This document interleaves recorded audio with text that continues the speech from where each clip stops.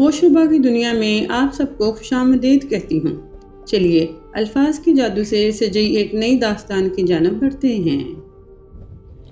उस शख्स ने कब सोचा था कि मैं उसके जज्बात से खेलते हुए एक दिन यूँ करूँगी उसके साथ। वो मेरी सच्चाई और जज्बों को यूँ रोन देगा। ये तस्लीम और सहन करना मेरे लिए मुश्किल था, मगर मैं उसे सबक सिखाना चाहती थी। मैं इतनी गिरी पड़ी नहीं थी। जो उस दिल में आता मेरे साथ वो करता। अब मेरी बारी थी। उसने मेरे बाजू को अपनी आहीनी गिरफ्त से आज़ाद करा दिया था। अब वो पहले ही मेरी बात सुनकर कमज़ोर पड़ चुका था। उस पर मेरी बातों ने जलते पर तेल का काम किया था। तभी वो मुझे जल्दी से इंजेक्शन लगाकर वहाँ से भाग गया और मेरा रोम रोम जल रहा था। मेरे अंदर एक जंग छिड़ चुकी थी। मैं सारी दुनिया को तो आग नहीं लगा सकती थी, मगर मेरे अंदर जो आग लगी हुई थी, मेरा दिल कह रहा था इस आग से उस शख्स को भस्म कर दूँ।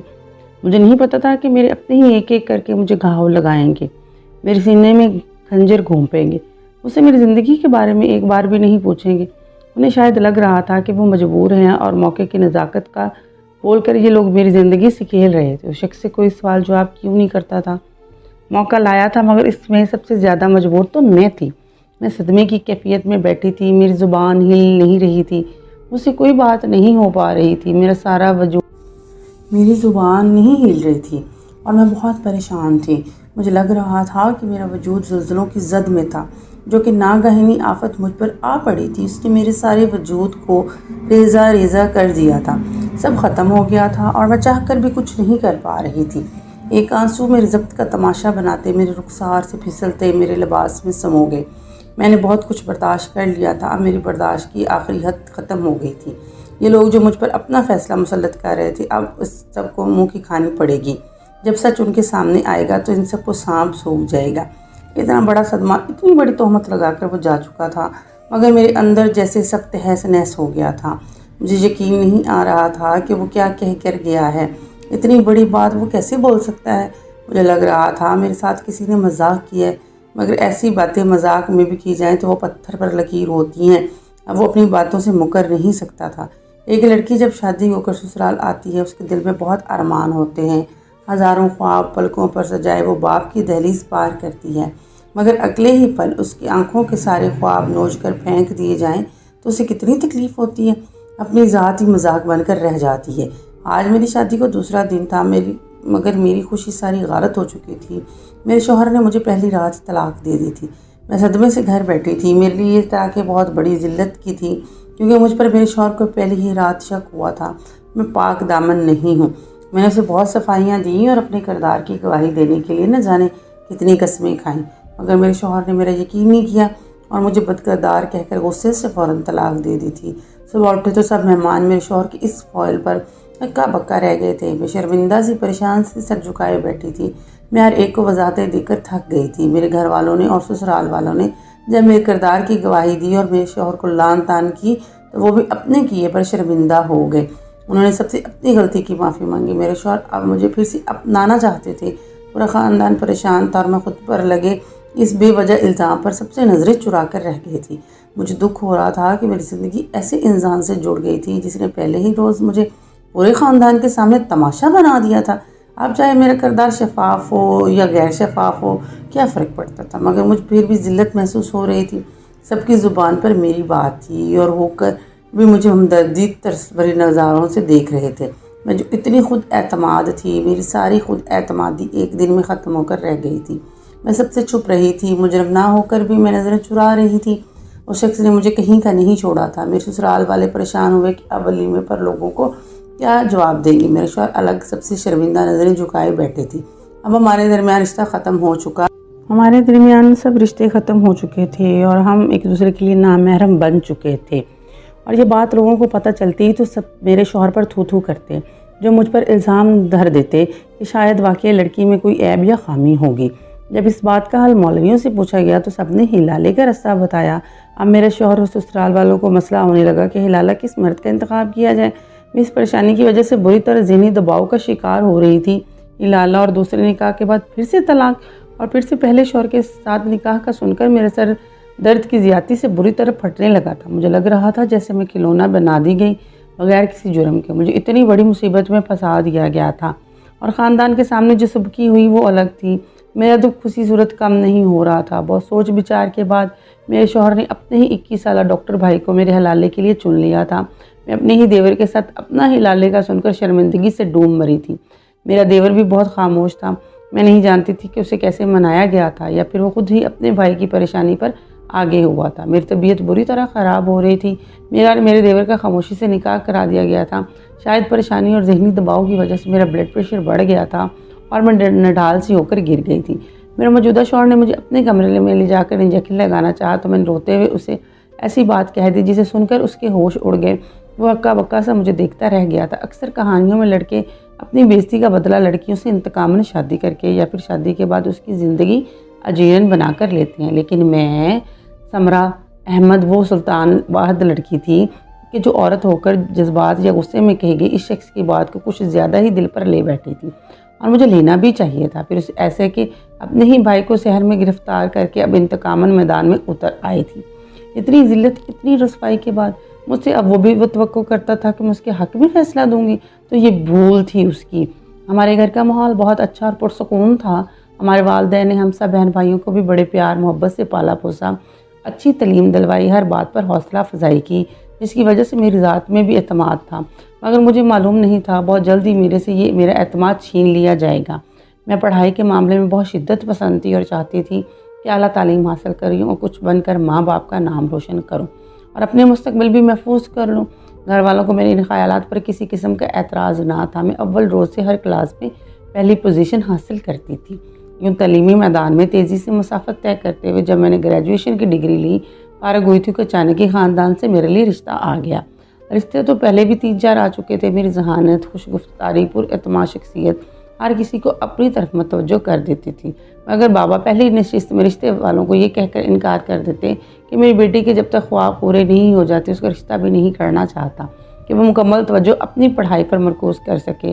मगर इन लोगों को पहली बार तो दबे लफ्ज़ों पे भी देर थी कि लफ्ज़ के साथ वापस भेजा गया और जब दूसरी और फिर तीसरी बार वो दोबारा आए तो चंद कड़ी शराइत का मुतालबा उनके सामने रख दिया गया। जबकि मैं हैरान थी कि बाबा इन लोगों को पहले आने वालों की तरह साफ इनकार क्यों नहीं कर रहे। मेरे दिल में अजीबोगरीब वसवसे उठने लगे और 1.5 माह बाद ही मेरी शदीद तरीन खदशात हकीकत का रूप धार कर मेरे रूबरू आन खड़े हुए। बाबा ने मेरा रिश्ता न सिर्फ पक्का कर दिया बल्कि कुछ अरसे बाद तैयारी मुकम्मल होने की सूरत में शादी कर देने की भी हामी भर ली थी। मैंने ये सब जानकर बहुत ववेला किया, मगर मुझे प्यार मोहब्बत से सुनहरे ख्वाब दिखाते हुए समझाया गया कि सिर्फ मास्टर्स तक नहीं बल्कि आगे भी जहाँ तक मैं चाहूँ मुझे वो लोग खुद पढ़ाएंगे। ये बाकायदा शर्त रखी गई थी कि तलीम के दौरान मुझे घरेलू कामकाज के लिए भी मजबूर ना किया जाएगा वगैरह वगैरह वगैरह। इस तरह के कई सुनहरे ख्वाब दिखाकर मुझे कायल कर लिया गया और यूँ शादी की तैयारियां ज़ोरों शोर से जारी थी। ससुराल से मेरे पसंद का मलूज़े खाते रखते हुए आला से आला जूते, कपड़े, बैग्स और दूसरी शिया लाकर मुझे दिखाई जाने लगी। मैं भी इस कदर मुतमईन हो चुकी थी कि दिल में उठते हर ख्याल को खुद ही रद्द कर देती कि मेरे ससुराल वाले इतने अच्छे, ऐसी सिफत तो मैंने कहीं नहीं देखी ना सुनी। कुछ भी बुरा हो ही नहीं सकता। खुदा खुदा करके शादी का दिन भी आन पहुँचे। मेरी शादी भी बड़ी धूमधाम से हुई थी। अभी हुई थी, इतनी खुशी को महसूस नहीं कर पाई थी कि मेरे शौहर ने पहली ही रात बुरी तरह मुझे ज़मीन पर लापटका था। मैं अपने शौहर के आने पर अच्छे ताल्लुक़ की उम्मीद में मुस्कुरा रही थी। मेरी उम्मीदों पर सारा पानी फिर गया था। मैं अपने शौहर के आने पर अच्छे ताल्लुक़ की उम्मीद में मुस्कुरा रही थी। मेरी उम्मीद पर पानी फेर दिया गया था कि मेरे साहब जिन चढ़ना उठे थे। धीमे कदमों से चलते हुए मेरे शहर नामदार मुसहरी तक पहुँचे। मेरे सामने बैठकर सलाम किया। वो अपने अल्फाज और रवैये से बहुत सुलझे हुए इंसान लग रहे थे। मेरे शौहर ने चंद इधर उधर की बातें करते मेरा घूंघट उठाया और मेरी तारीफ़ करने लगे। मैं शर्मा शर्मा कर लाल गुलाबी हुई जा रही थी। मैं सोच भी नहीं सकती थी इतने मीठे अल्फाज बोलने वाला इंसान दरअसल कैसा था। शादी से पहले उससे बात पर वो आग बगोला हो गया। गुस्से से उसका चेहरा सुर्ख हो गया और मुझे तलाक दे दी। मेरे शौहर ने उस रात मुझ पर जो इल्ज़ाम लगाया वो मेरी रूह तक को फना कर गया था। मेरे शौहर नहायत शकी मिजाज इंसान साबित हुआ था। उसने तमीज़ और लिहाज का लिबादा उतारकर अपनी असलियत जाहिर कर दी थी। वो बोल रहा था कि मैं पाक दामन नहीं हूँ और इसे धोखा दिया गया। मैं हैरान परेशान सी हमनकों की तरह अपने शौहर की तरफ देखे जा रही थी। कुछ पल में तो कुछ बोल ही नहीं पाई थी। मैं अपनी सफाई में क्या बोलती, इस अचानक अफ्तदा के लिए तैयार ही ना थी। मेरी खामोशी को नीम रजामंदी जानते हुए मेरे शौहर ने मौका महल देखे बिना एक ही झटके में 3 तलाक़ें मेरे मुंह पर दे मारी और दंदनाता हुआ कमरे से बाहर चला गया और मैं जो अपनी अच्छी अज़दवाजी ज़िंदगी की दुआएं करती हुई इस घर तक पहुंची थी, इस ज़िल्लत को सह नहीं पाई थी और बल खाकर बिस्तर पर ढेर हो चुकी थी। जब चंद घंटे के बाद मुझे होश आया तो सास ससुर मेरे इर्द गिर्द मौजूद थे। मैं बेआवाज़ रोए जा रही थी। आंसू ने मेरे सामने सब धुंधला मंजर कर दिया था। मैं अभी तक यही नहीं जान पाई थी कि मेरा कसूर क्या है। इतने में धीरे धीरे सुबह का उजाला फैलने लगा।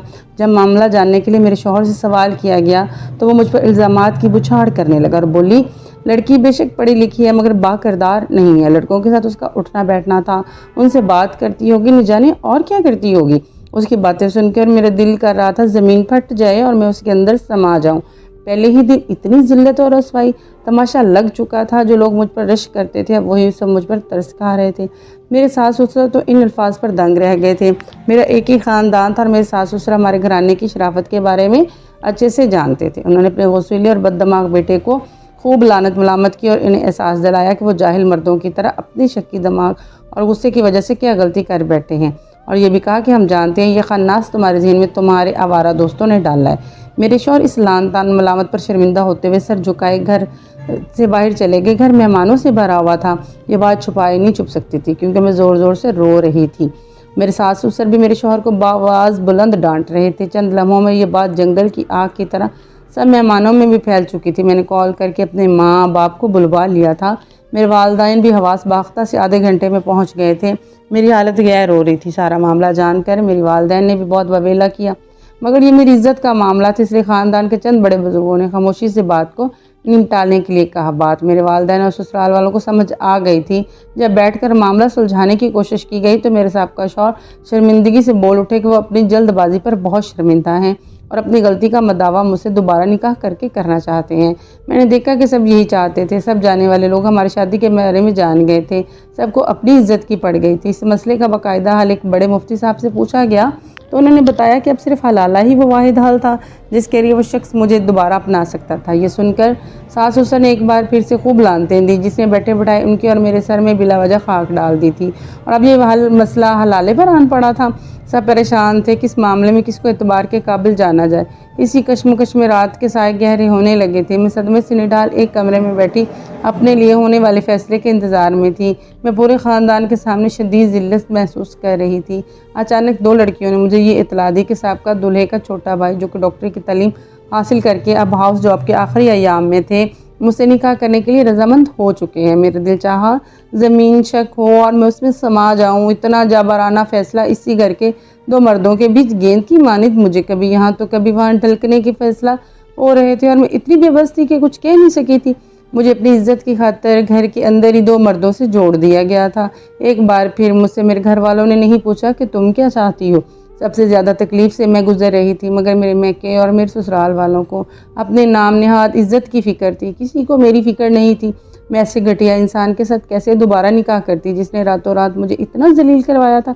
एक घंटा मज़ीद गुजर गया था। गवाहों की मौजूदगी में एक बार फिर से मेरे निकाह इसी घर के दूसरे मर्द से किया जाने लगा। मैं कुछ नहीं बोल सकी थी।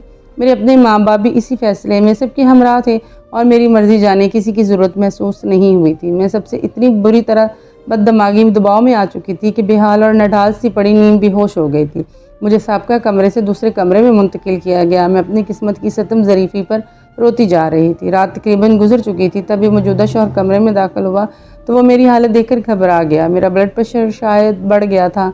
मेरा मौजूदा शौहर अब सुकून आवर इंजेक्शन लगाने के लिए मेरे करीब हुआ तो मैंने अचानक एक ऐसी अनोखी फरमाइश कर डाली जिसे सुनकर उसके होश उड़ गए थे। वो सख्ता ज़दा हो गया और बोला कि ये आप क्या कह रही हैं। मुझे तो घर वालों ने कुछ और कहा था। वो बुखला गया था मगर मैंने उसके आगे हाथ जोड़ दिए। उससे मिन्नतें करने लगी कि वो मेरी बात मान ले, पर वो घबरा कर थोड़ा पीछे हटा था। मुझसे जान छुड़वाने के लिए मुझे ज़बरदस्ती इंजेक्शन लगा दिया और मैं गनूदगी में चली गई। अगले दोपहर को बाद मुझे होश आया तो मैं घबरा कर इर्द गिर्द नजर दौड़ाई। कमरे में कोई मौजूद ना था और मैं सुन्न होते हुए दिमाग के साथ सब कुछ याद करने की कोशिश करने लगी थी। रफ्ता रफ्ता दिमाग हाजिर हुआ तो मुझे सब याद आता चला गया। वो तीख दिल लम्हात, वो गैर हाजिर दिमागी जिनकी वजह से मेरी ज़िंदगी यकसर बदल चुकी थी। तभी अचानक मेरे दिमाग में झमाका हुआ। मैं गुज़श्ता रात अपने मौजूदा शौहर से की जाने वाली बात की तो शर्मिंदगी से मेरा बुरा हाल हो गया। मैं शर्म से पानी पानी हो गई। मैं अपने शौहर से नज़रें कैसे मिलाऊंगी। जाने कि इससे इस वक्त जज्बात में आकर मैंने वो बात कह डाली थी। मुझे पता चला कि मेरा शौहर घर छोड़कर जा चुका था। मैं घबरा गई कि शायद ऐसे मेरी फरमाइश की वजह से हुआ था। मैं कई दिन तक कमरे से बाहर ना निकल पाई थी। फिर सबके हमदर्दाना रवैये, बेहद इसरार के बाद मैंने कमरे से निकलना शुरू कर दिया। चंद दिन तक रवि चेन चेन लिख रहा था, मगर फिर रफ्ता रफ्ता सबके रवैये बदलने लगे। सब चाहते थे मेरी जल्द तलाक हो ताकि सबका शौहर से मेरा निकाह हो जाए, मगर मेरा मौजूदा शौहर जाने कहाँ जा चुका था। इसी इंतज़ार में जब महीना पूरा होने के बाद भी मेरा शौहर घर ना आया तो सबने यकसर मूड बदल लिया। मेरे वही सास ससुर जो अपने बेटे से बढ़कर मेरा ख्याल रखते थे, मेरे किरदार की गवाही देने में आगे आगे थे, अब वही मुझे ताने देने लगे थे कि मैं उनके घर का सुकून बर्बाद कर दिया। मेरी सास तो बाकायदा कोसने लगी थी, ये डायन है, मेरे दोनों बेटों को खा गई। सबको लगता था कि उनके कामयाब बेटे को मैंने फांस लिया है, तभी वो मुझसे निकाह करके घर से चला गया था। मैं बेचारी गश खाते खाते रह जाती थी। इसमें मेरा कसूर क्या था? उनके अपने ही बड़े बेटे ने मेरी ज़िंदगी बर्बाद कर डाली थी, जबकि छोटे बेटे से निकाह का फैसला भी इन सब का अपना था। मैं ये बात किसी से नहीं कर पाई। अब मुझ पर इल्ज़ाम तराशी क्यों की जा रही थी, जबकि उनका बेटा कई दिन से गायब है। मैं भी नहीं समझ पा रही थी आखिर मेरा मौजूदा शौहर कहाँ और क्यों गायब हो गया था। न जाने इसके दिमाग में क्या चल रहा था। दूसरी तरफ मेरा साबका शौहर मौके की ताक में रहता था। जब कभी मेरे उससे सामना होता तो वो कुछ ना कुछ मेरे गोश गुजार करता। मेरा दिमाग सुनसनाने लगता था, अजीब छुछोरी हरकतें करने लगा था। अब वो टोकने पर कहता कि तुमने दोबारा मेरी तरफ ही लौट कर आना है, तो फिर मसला क्या है? दोनों भाइयों ने मेरा तमाशा बनाकर रख दिया था। एक भाई निकाह करके भाग गया था, दूसरा तलाक देने के बाद अब मुझसे मोहब्बत का ताल्लुक कायम करना चाहता था। एक रात मैं मामूल से के मुताबिक किचन से फारिग होकर कमरे में पहुंची। मेरा वजूद थकन से चूर था। मैंने इशा की नमाज अदा की, नफल पढ़ने लगी। मेरी ज़िंदगी मुसलसल मुसीबतों का शिकार थी, सो अब चंद दिन से दिल दिमाग सुकून की खातर नफल पढ़ती रहती थी। मैं फारिग होकर बिस्तर पर दराज हो गई। अभी नींद में जाने ही वाली थी कि आहट पर चौंकी। देखा तो शौहर साहब कमरे में दाखिल हो रहे थे। मेरी तो नींदें उड़ गई। मैं हक्का बक्का सी सामने देख रही थी। वो शर्मिंदा सा मेरे सामने आया तो मैंने गुस्से से अपने शौहर को देखकर सवाल किया कि अब वो क्यों आए हैं? सब लोगों ने मुझे तमाशा बना कर रखा है। अब वो यकीनन मुझे तलाक देने आए थे। मेरा दिल चाहा मैं अपनी बेकदरी पर चीख चीख करूँ। मेरी बात पर मेरे शौहर ने शर्मिंदगी से नफ़ी में सर हिलाया और बोला कि मैं तुम्हारे मुतालबे की वजह से घबरा गया था, इसलिए बुज़दिलों की तरह घर से भागा नहीं था, बल्कि मुझे सोचने समझने के लिए वक्त चाहिए था, जो कि मुझे यहाँ नहीं मिल सकता था। एक दिन हमारा निकाह हुआ और अगले दिन ही मुझे आपको तलाक देने को कहा गया था। जब आपने कहा कि आप मेरे साथ रहना चाहती हैं तो मुझे आपका मुतालबा गलत नहीं लगा। कोई भी लड़की ऐसे इंसान के साथ रह ही नहीं सकती जिसने उसे पहली रात ही इल्ज़ाम लगाकर तलाक दे दी हो। जहाँ रहता तो मुझ पर जोर दिया जाता कि मैं आपको जल्द से जल्द तलाक दूँ। शौहर की बात पर मुझे पहली रात की बात याद आई, जब मैं अपने शौहर के सामने हाथ जोड़कर दरख्वास्त की थी कि वो मुझे तलाक ना दे, और मैं रोती रही थी। लेकिन वो उसका शक्की मिजाज भाई इंसान था जो दोबारा भी कभी मुझे ऐसे शक में तलाक दे सकता था। मैं नहीं चाहती थी मैं ऐसे मर्द के साथ जोड़ी जाऊं, कभी भी गुस्से में मुझे तलाक दे बैठे। मेरे शौहर ने अपने भाग जाने पर माफ़ी मांगी और मुझे यकीन दिलाया कि अब वो आ गया है, वो मुझे तलाक नहीं देगा, वो अपने घर वालों को भी खुद संभाल लेगा। मगर मुझे आने वाले वक्त से बहुत डर लग रहा था। मगर मुझे मजबूत बनना था। मैं पढ़ी लिखी बाशऊर लड़की थी, कोई कठपुतली तो नहीं थी जो सब मेरे डोर अपने हाथ में पकड़कर मुझे अपने मुताबिक चलाते इस्तेमाल करते। शौहर के आते ही उसका भाई एकदम उसके पास आया और लड़ने लगा। एक माह से तलाक का इंतज़ार कर रहा हूँ, तुम कहाँ भाग गए थे? जब मेरे शौहर ने साफ अल्फाज में बोल दिया कि मैं समरा अहमद को तलाक नहीं दूंगा, अब वो मेरी बीवी है और आपके साथ नहीं रहना चाहती। इस बात पर मेरे साहब शौहर गुस्से से आग बगोला हो गया। दोनों भाइयों की आपस में लड़ाई होगी। बड़ा भाई छोटे भाई से कह रहा था, मुझे पहले से ही पता था तुम्हारी नीयत में फतूर है, इसलिए तो तुम घर छोड़कर भाग गए। इन दोनों की लड़ाई में बहुत डर गई। मामला बिगड़ते गए। मेरे शौहर ने अब्बा के घर के सामने मुझे एक छोटा सा घर किराए पर लेकर दिया और मैं अपने ससुरालियों से अलग रहने लगी। मैंने इस शख्स को ऐसा सबक सिखाया था, अब वो सारी ज़िंदगी याद रखता। उसके भाई के निकाह में आकर उसके पास दोबारा नहीं गई, यही उसकी सज़ा थी। हाँ, मगर मैं अपने डॉक्टर शौहर के साथ बहुत मुखलिस थी। ऐसे शख्स की तो मैंने तमन्ना की थी जो औरत की तहफ़्फ़ुज़ कर सके, उसे इज़्ज़त के साथ रखे। मुझे अपने शौहर पर फ़ख्र है, उसने अपना कहा पूरा किया था। वो सारे मामला खुद हल किए थे और वक्त गुजरते गुजरते एक वक्त ऐसा भी आया कि उसके वालिदैन सबको उसने मना लिया। मेरी ज़िंदगी पुरसकून हो गई थी और शख्स ने मुझे इतना जलील किया था कि उसको क्या मिला? उस शख्स को कोई अपनी बेटी देने को तैयार नहीं था। अब किसी को उस पर भरोसा नहीं रहा था। वो खुद ही शर्मिंदा नजर आता था। बेशक अल्लाह जिसे चाहे इज़्ज़त दे और जिसे चाहे ज़िल्लत दे। मैं अपने रब का शुक्रगुजार थी जिसने मुझे सारी आजमाइशों से निकाला था और मेरी ज़िंदगी में आसानियाँ पैदा की थी। अल्लाह ताला से दुआ है कि आगे भी मुझ पर सब अपना करम बनाए रखे, आमीन। अगर आपको हमारी कहानी अच्छी लगी है और आपको हमारा चैनल पसंद है तो आप हमारे साथ रहिए और नित नई कहानी सुनने के लिए बेल आइकन को दबा दीजिएगा। अगर आप अपनी किसी गिरदोनुमा में ऐसी कहानी लगवाना चाहते हैं तो हमसे इंस्टाग्राम पर आप रब्ता कर सकते हैं। साथ रहने का शुक्रिया।